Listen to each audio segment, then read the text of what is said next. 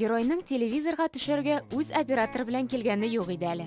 Мәскәү режиссеры Гояр Нуриманов «Мәхәббәт ул йөрәк эше» дигән дебют фильмын төшергәндә шул кадәр кызып киткән, хәзер бар сәяхәтләрен дә видеога төшереп бара.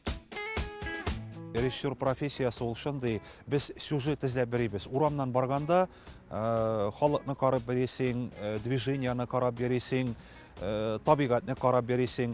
Һәрбер вакыт эзлисең ниндидер сюжет, һәм дә аны истәлеккә калдырыр өчен телефонны кесәдән алып төшерәсең, яисә дустыңны сорап торасың төшерергә.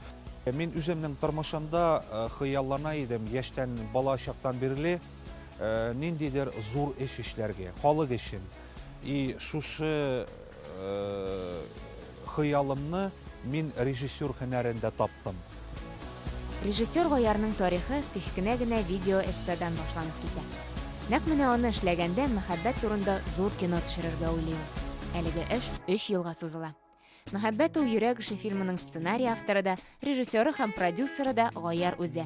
Бу картина гаилә кыйммәтләре турында. Әмма режиссер фикерен бик үзенчәлекле итеп җиткерә. Бактың исә кумирларыннан үрнәк ала икән.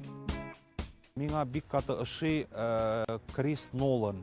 Аның кинолары «Начало», «Интерстеллар», аның научный, фантастический кино төшерүләре миңа бик каты ошый. Һәм дә шулай ук ошый миңа Квентин Тарантино ошый, миңа ошый шулай ук Дэвид Финчер.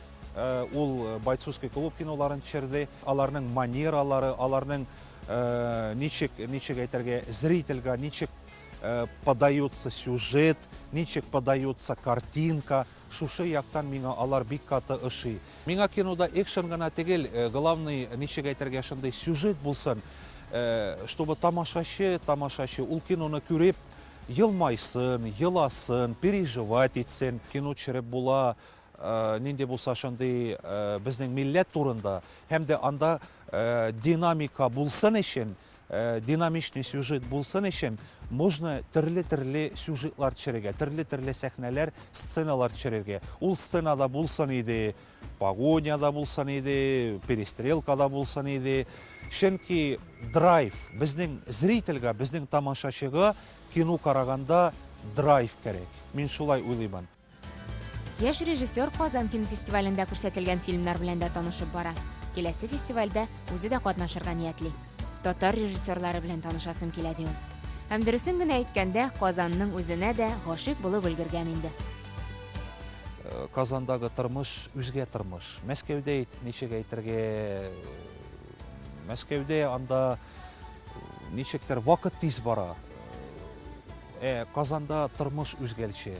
Миңа ошар иде монда Казанда яшәргә, торырга, кино төшерергә Казанда.